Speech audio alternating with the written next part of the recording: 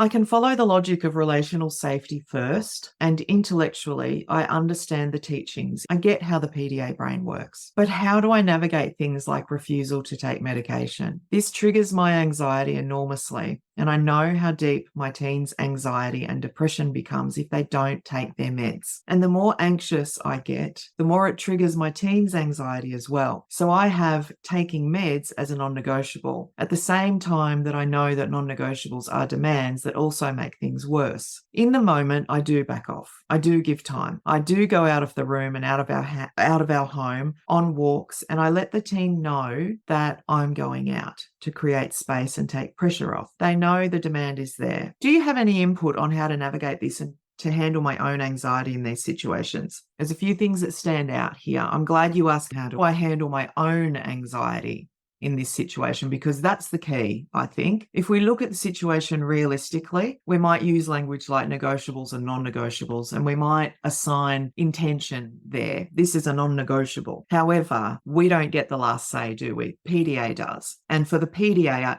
everything is a negotiable. Often at the beginning of many questions is, I understand the neurobiology, but how do I get my child to? When we understand PDA, we understand that we can't get our children to. We can't change the fact that they're PDA. We can come up with lots of tools and strategies and all the things in the world to help them. But at the end of the day, we know that PDA is not this thing that we find this magic solution for and it shifts.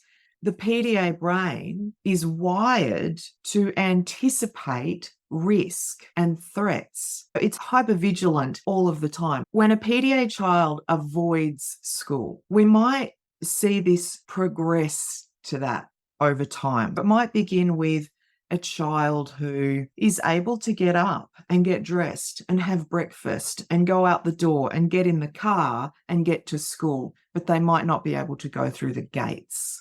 I used to sit on this freezing cold log in the winter with my child and just wait patiently for that moment where they could get up and walk through the gate. And what would happen often were educators on the other side of the gate saying, come on, you're going to be okay. Mum needs to go home, which we know makes it worse, right? Because that's demand pressure. The next thing that might happen is the child can't get out of the car. They can do all the things leading up to, and then they don't get out of the car. Then they can do all the things up to, and they can't get in the car. Over time, one step back, until they can't get out of bed. The PDA brain recognizes pattern because ultimately we're autistic, right? This complete neurobiology that believes that it's protecting us and keeping us alive, when its job is to see threat and prevent us from dying, it's going to do it really, really well. It's going to identify patterns. Oh, yes, this is the same roof I see every morning when I wake up. I know what comes next. Or these are the same things I smell in the morning. I can smell cooking toast. I know what this means. We can't get out of bed. It can be the sensory input. It is about switching up the sensory environment. What we practice at home is getting to the neurobiology, communicating with it, stripping back everything and coming back to basics. Instead of how can I get my child to take their medication, we communicate with the threat response via sensory input. Instead of having the bed in a space where the first thing we see when we wake up is the roof and the brain goes, yep, I know this, shut down. We might put the bed somewhere else. We might put Twilight Zone stars above the bed. We might hang a net and have teddies in it. We might have music on in the morning, but we're not going to announce these things. We're not going to say, let's change up the sensory environment so that you're able to push through your PDA, because it will work. This can work for adults, children, all ages. We change the environment, the spaces. Now, we don't want to do this to the point where we're pushing a child to do something that is not right for them. If our drive is, well, I want my child to go to school, that's why I'm doing all these things. A PDA's ability to perceive demand or to be able to pick up on the fact that there's a demand, even when we don't know we're giving off a demand, is a real thing. We're wired for it. So how do we get our children to take their meds or go to a doctor, receive any kind of medical care? We cannot force them. And this is a really contentious issue. What I would do is ask questions like, what have we tried? How many times did we try that thing? What were the results? Would it be beneficial to repeat that same thing or to leave things for now? Because when we weigh these things up, on one side, we may have a child who we force into the car, or we bring a doctor out to the home for a surprise visit without telling the child. That can actually inflict trauma and distrust and disconnection. This is very hard as parents, and I completely empathize. At the end of the day, we go, well, do we want this severed relationship and this traumatized child, or a very similar outcome from not having their medication?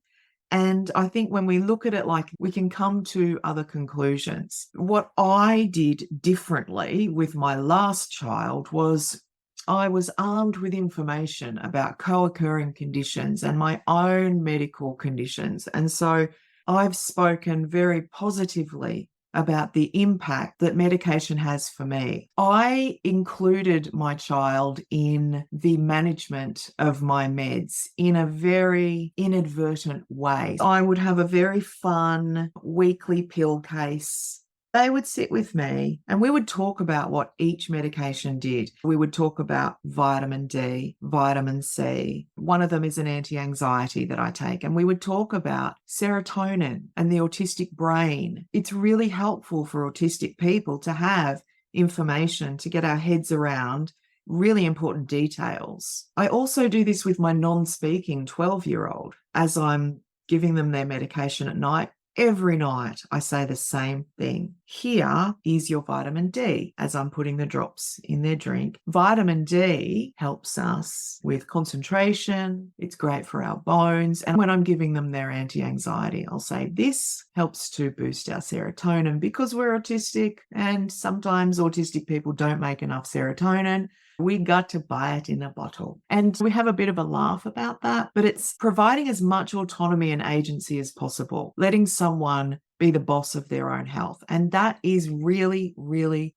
hard. There are no simple solutions. If we look at the reason a lot of PDAs won't take medication, that is the anxiety of losing our control and autonomy. If I take that medication, will I be cognitively altered to the point where I'm not in control? If I take that medication that you are giving me, you will own me. That's the feeling I used to have as a child, just with antibiotics. I would see out an illness without medication every single time. And I would tell my parents, yes, I'm taking the meds, but I wasn't. I felt trapped. There are going to be barriers around us receiving the care that we need. And it's frustrating for us as PDAs as well. It's not just not wanting to do this because mum says, or not wanting to go to school because I can't be bothered, that we're doing it to be difficult. It is difficult for us. It's difficult. And if I think about the fact that it took me 40 years before I was willing to try an anti-anxiety, I missed out on so much of my life, but I couldn't have done it any earlier. And I got there. And thankfully within our communities, we're speaking more and more about medication.